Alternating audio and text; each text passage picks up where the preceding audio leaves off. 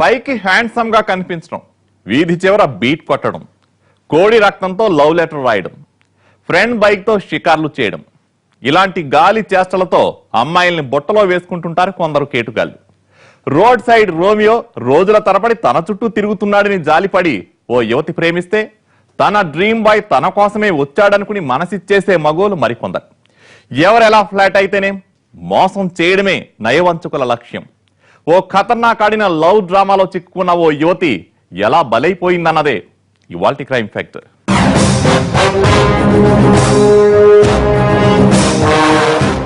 ముక్కు మొహం తెలియని వాడిని ప్రేమించడం ఎంత తప్పో, ఇష్టం లేని అతన్ని పెళ్లి చేసుకోవడము అంతే తప్పు.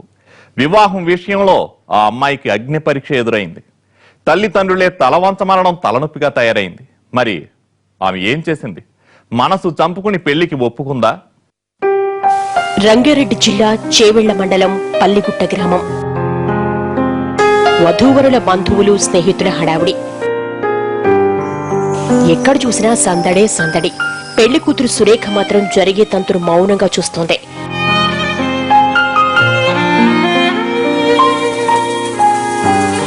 ఆమెకి పెళ్లి ఇష్టం లేదు, పెళ్లి కొడుకు నచ్చలేదు. ఆ విషయాన్ని గట్టిగా చెప్పలేకపోయింది. తల్లిదండ్రుల బలవంతంతో మెడ వంచేందుకు సిద్ధమైంది.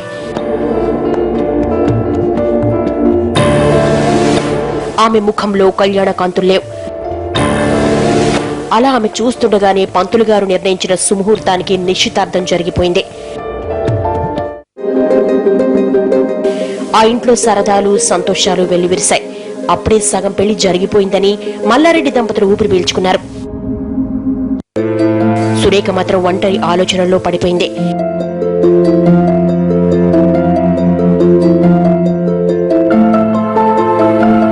పెళ్లిపై ఎన్ని కలలు కన్నాను, అవన్నీ కలలేనా? అయినా జీవితం ఎప్పుడు అనుకున్నట్లు జరగదు కదా, జరిగితే అది జీవితం ఎలా అవుతుంది అనుకుంది. అయితే పెళ్లికి మరో 3 నెలలుంది. అదే ఆమె కొంప ముంచింది. కొన్ని రోజుల తర్వాత మొదలైందో ప్రేమ కథ. ఓ కుర్రాడు రోజు సురేఖ కోసం వచ్చేవాడు. ఓ రోజు అనుకోకుండా అతను చూసింది. సంతోషంతో పొంగిపోయింది.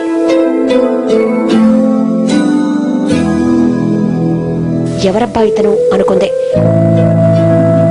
తర్వాత రోజు ఉదయం 10 అయింది. మళ్లీ వచ్చాడు. రోజులాగే సురేఖ ఇంటి ఎదురుగా ఉన్న ఇంటి ఆవరణలో ఎదురు చూడసాగాడు.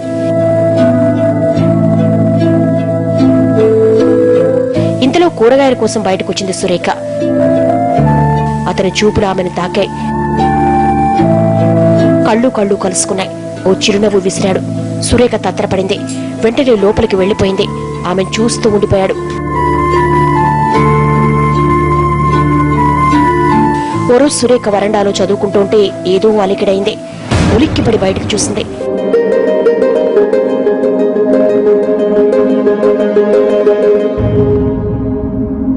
చేతిలో రోల్డ్ గోల్డ్ నగల పెట్టెతో తిన్నగా ఆమె దగ్గరకు వచ్చేశాడు. ఆ పెట్టెను చూసి అమ్మా నాన్న ఇంట్లో లేరు అని కంగారు పడుతూ చెప్పింది.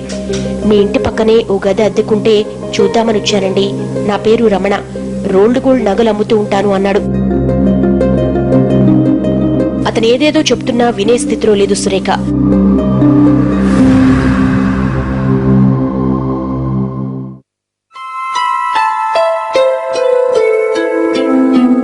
రెండు రోజుల తర్వాత మళ్లీ వచ్చాడు. రేపే ఆ గదిలో దిగుతున్నాను అన్నాడు. నాకెందుకు చెప్తున్నాడు అన్నట్లు చూసిందామె. అతను పట్టించుకునే స్థితిలో లేడు. తన ధోరణిలో తను ఏదేదో చెప్పుకుంటూ పోయాడు. అన్నట్లుగానే ఆ ఇంట్లో దిగిపోయాడు.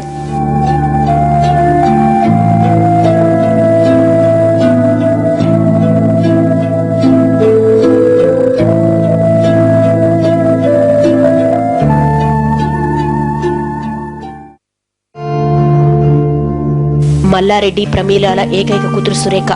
వయసు 21 ఏళ్లు. ఇంటర్ వరకు చదివింది. ఇంట్లోనే అమ్మా నాన్నలకు సాయంగా ఉంటుంది. ఒక్కతే కూతురవడంతో గారాబంగా పెంచారు. ఆమె ఆడిందే ఆట, పాడిందే పాటగా సాగింది. అలా అని ఏనాడు తన స్వేచ్ఛను దుర్వినియోగం చేసుకోలేదామె.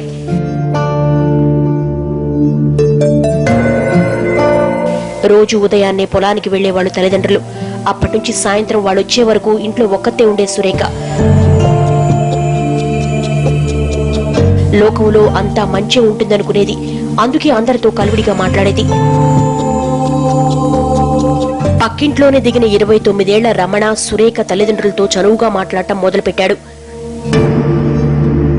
రోల్డ్ గోల్డ్ వ్యాపారం మీద రోజు ఉదయాన్నే బయటికెళ్లి సాయంత్రానికి ఇంటికొచ్చేవాడు. తన పని తాను బుద్ధిగా చేసుకునేవాడు.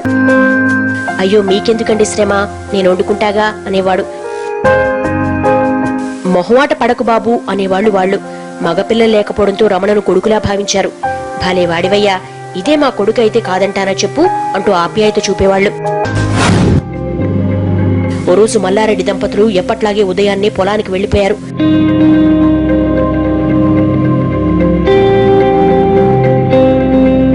ఆ రోజు జ్వరంగా ఉండడంతో రమణ ఇంట్లోనే ఉండిపోయాడు. సురేఖ వంట చేస్తుండగా పక్కింట్లోంచి గిన్నెల శబ్దం వినిపించింది.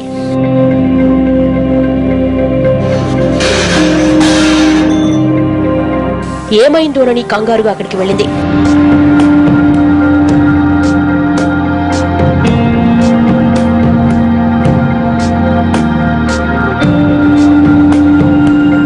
నీరసంగా ఉన్న రమణ బిందెలో నీళ్లు తీసుకోబోయేసరికి గ్లాస్ జారిపడిందని తెలుసుకుంది. అతనికి టాబ్లెట్ వేసి మంచినీళ్లు తాగించింది.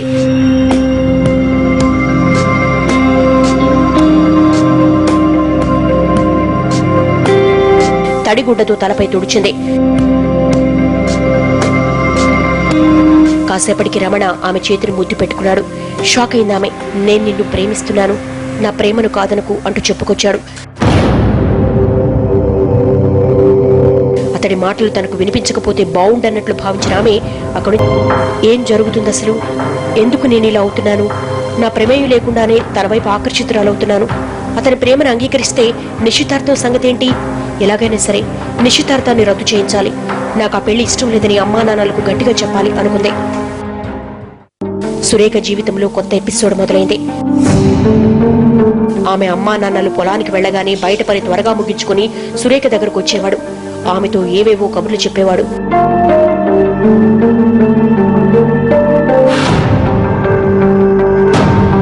రమణ కనపడకపోతే సురేఖ తట్టుకోలేకపోయేది. ఇంటి పనులపై ఆమెకు శ్రద్ధ తగ్గింది. అతని కోసం ఎదురు చూసేది. అతను కనిపిస్తే చాలు ఎక్కడలేని సంతోషం. అతని మాటలు వింటుంటే అదో మధురమైన అనుభూతి. ఎంతలా ప్రేమించిందంటే రమణ లేకపోతే బతకలేనని భావించింది. తన మనసులో మాటలు అతనికి చెప్పింది.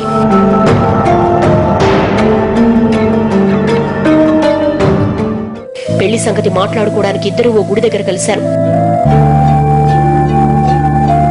మన ప్రేమ విషయం మా ఇంట్లో చెప్పి ఒప్పిస్తానంది సురేఖ. నీ ప్రేమను పొందడం నా అదృష్టం, కానీ అనాథనైన నన్ను అల్లుడుగా చేసుకోవడానికి మీ అమ్మా నాన్న ఒప్పుకుంటారంటావా బాధగా అడిగాడు.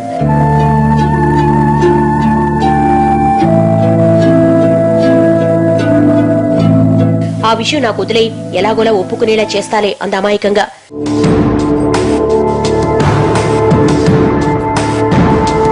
నాన్న, నేను రమణను ప్రేమిస్తున్నాను అనగానే అదిరిపడ్డారు ఆమె తల్లిదండ్రులు. నువ్వేం మాట్లాడుతున్నావో అర్థమవుతుందా నీకు? ఆల్రెడీ నీకు పెళ్లి నిశ్చయమైంది, త్వరలోనే జరగబోతోంది. ఈ టైంలో ప్రేమంటావేంటి, మేం బతకాలా వద్దా అంటూ మండిపడ్డాడు.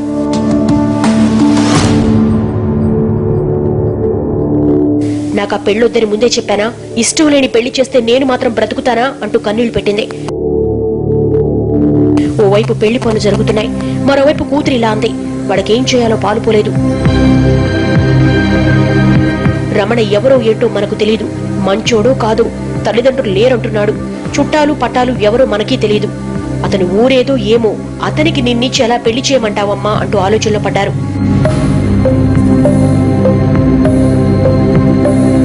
నాన్న, అతని మంచితనం ఏంటో మీకు తెలుసు కదా, ఎప్పుడూ హద్దులు దాటలేదు, మీతో ఎంతో అభిమానంగా ఉన్నాడు. అతనికి తల్లిదండ్రులు లేకపోతేనేం, తను మంచివాడైతే చాలు కదా. అతని మనసులో నేనున్నాను, నా మీద ప్రేముంది, అది చాలదా? చిన్నప్పటి నుంచి నేనేదడిగినా కాదనకుండా ఇచ్చారు. ఇప్పుడు మాకు పెళ్లి చేయమని అడుగుతున్నాను, కాదనకండి నాన్న అని కూతురు అడిగేసరికి వాళ్ళు నిర్ణయానికి వచ్చారు. తమకు నచ్చడం కంటే కూతురికి నచ్చడం ముఖ్యమనుకున్నారు. పెళ్లి సంబంధాన్ని రద్దు చేసుకునేందుకే సిద్ధపడ్డారు. సురేఖ ఆనందం కోసం రమణతో పెళ్లికి ఒప్పుకున్నారు. లవ్ డ్రామాకు తెరపడి పెళ్లి తంతు మొదలవబోతోంది. ఆ తర్వాత ఏమైంది? రమణ రహస్యమేంటి? పెద్దలు పెళ్లి చేస్తే ముందు వెనక ఆలోచించే చేస్తారు. అదే ప్రేమ పెళ్ళైతే ఆలోచించడానికి ఏమీ ఉండదు. సురేఖ విషయంలోనూ అదే జరిగింది. ఇంతకీ రమణ ఎవరు, ఎక్కడి నుంచి వచ్చాడు? బాబు, నీకు తల్లిదండ్రులు లేరన్నావు, నీ తరపున బంధువులు ఎవరినైనా పిలిపించు, పెళ్లి ముహూర్తం పెట్టుకుందాం అన్నారు సురేఖ తల్లిదండ్రులు. నా బంధువులు స్నేహితులు కూకట్పల్లిలో ఉన్నారు, వాళ్ళంతా పెళ్లికి తప్పకుండా వస్తారు. మీరు ఏ ముహూర్తం పెడితే అదే ఫైనల్. నాకు అమ్మా నాన్నలైనా అత్తామామలైనా మీరే అన్నాడు రమణ.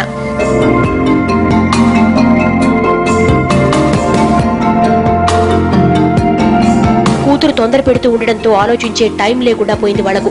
రమణ చెప్పింది నమ్మడం తప్ప మరో మార్గం లేదు అనుకున్నారు.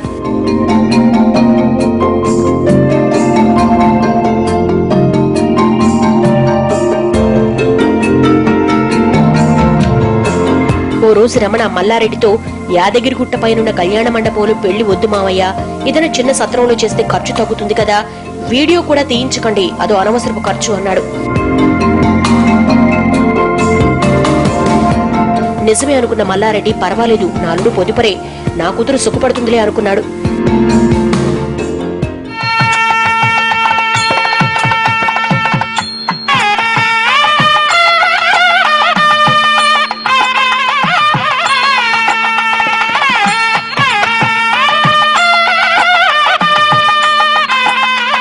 రమణ సురేఖల పెళ్లికి మల్లారెడ్డి తరపు బంధువులంతా వచ్చారు. రమణ తరపున మాత్రం ఎవ్వరూ రాలేదు. ఏకైక కూతురు పెళ్లి ఘనంగా జరిపించాడు మల్లారెడ్డి. పెళ్లికి వచ్చిన బంధువులు, నీ కూతురు పెళ్లి కోరిన అబ్బాయితో జరిపించావు సరే, మరి అతని తరపు ఒక్కరూ రాలేదేంటి అని అడిగారు. దీనిపై సురేఖ తల్లిదండ్రులు రమణను అడగ్గా, మా బంధువు ఒకరు చనిపోతే అంతా అక్కడికి వెళ్లారు మావయ్య అన్నాడు విచారంగా.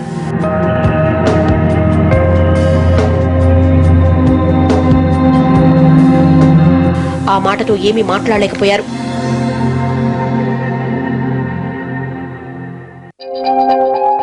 పెళ్లిలో 4 లక్షల క్యాష్, 20 తులాల బంగారు నగలు, ₹1,00,000 విలువైన ఇంటి సామాన్లను కట్నం కిందిచ్చారు.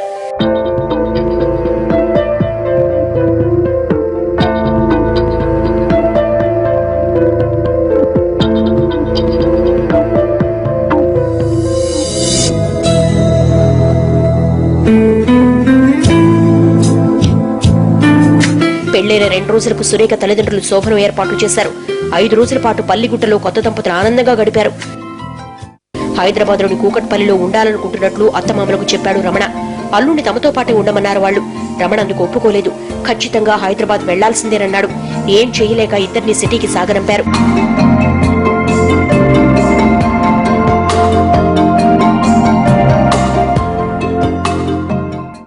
వనస్థలిపురం సాయినగర్లోని ఓ అద్దె గదిలో కాపురం పెట్టారు.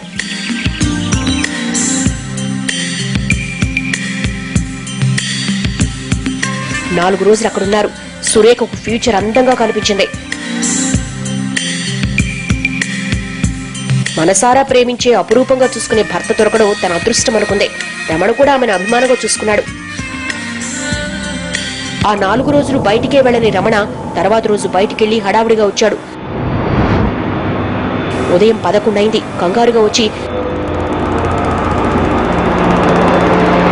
సురేఖ, మా బంధువు కాయనకు రోడ్ యాక్సిడెంట్ అయింది, బాగా దెబ్బలు తగిలాయి, చావు బతుకుల మధ్య ఉన్నాడు, ఆపరేషన్ కోసం కనీసం 5 లక్షలు అవుతాయని డాక్టర్లు అన్నారని ఆమెతో చెప్పాడు. సురేఖ కంగారు పడింది.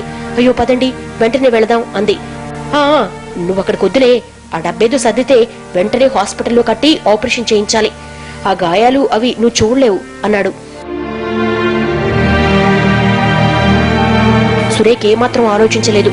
4 లక్షల క్యాష్ తో పాటు ఒంటిపైనున్న 20 తులాల బంగారు నగలు కూడా తీసిచ్చేసింది. ఒకవేళ ఇంకా అవసరమైతే ఆ తాళి కూడా ఇస్తావా అన్నాడు. అమాయకురాలైన ఆమె తాళి కూడా ఇచ్చేసింది.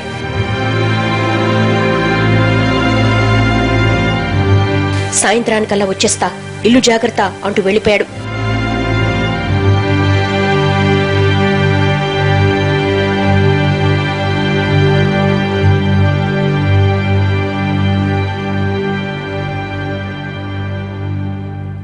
గాయపడిన బంధువు త్వరగా కోలుకోవాలని దేవుణ్ణి కోరుకుంది.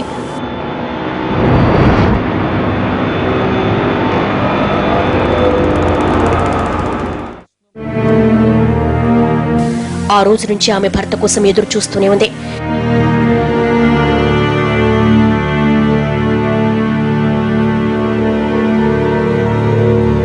రెండు రోజులైనా అతడు రాలేదు. భర్త జ్ఞాపకాలతో దిగులు పడింది.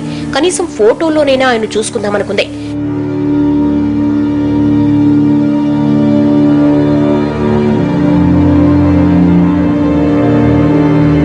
గదిలో ఎక్కడ వెతికినా పెళ్లి ఫోటోలు కనిపించలేదు. షాక్ అయింది. అతనిపై ఎక్కడో అనుమానం మొదలైంది. అతని ప్రవర్తన, మాటలు అన్ని గుర్తుకొచ్చాయి. పరిచయం చేసుకోవడం, ప్రేమించారని చెప్పడం, పెళ్లి యాదాద్రిలో వద్దరడం, బంధువులు రాకపోవడం, వీడియో షూటింగ్ క్యాన్సిల్ చేయడం, బంధువులకు యాక్సిడెంట్ అంటూ నగలు డబ్బు తీసుకెళ్లడం, పెళ్లి ఫోటోల్ని మాయం చేయడం అన్ని కళ్ల ముందు కదలాడాయి. తను పూర్తిగా మోసపోయారని అర్థమైంది ఆమెకు. అతనెవరో తెలియదు, ఎక్కడి నుంచి వచ్చాడో తెలియదు, ఎక్కడుంటాడో తెలియదు. పెళ్లైనట్లు సాక్ష్యాలు లేవు. అమాయకంగా అతన్ని నమ్మి నిండా మునిగిపోయాను. అమ్మా నాన్నలను ఒప్పించి మరీ మోసగాన్ని చేసుకున్నాను. డబ్బు, నగలతో పాటు సర్వస్వం దోచుకున్నాడు. ఇప్పటిక ఏ మొహం పెట్టుకుని అమ్మా నాన్నలను చేరగలను?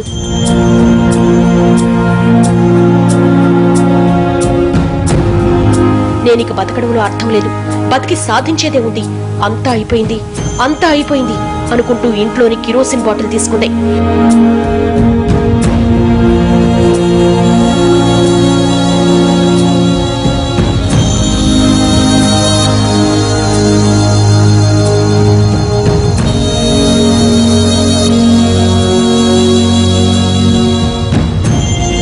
మంటల్లో కాలిపోతున్న సురేఖ అరుపులు విని చుట్టుపక్కల వాడు పరిగెత్తుకుంటూ వచ్చారు.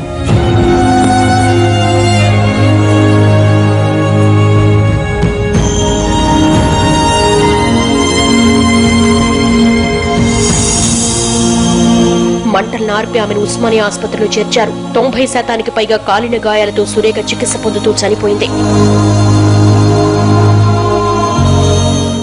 తల్లిదండ్రులకు కన్నీటి జ్ఞాపకాలను మిగిల్చి వెళ్లిపోయింది.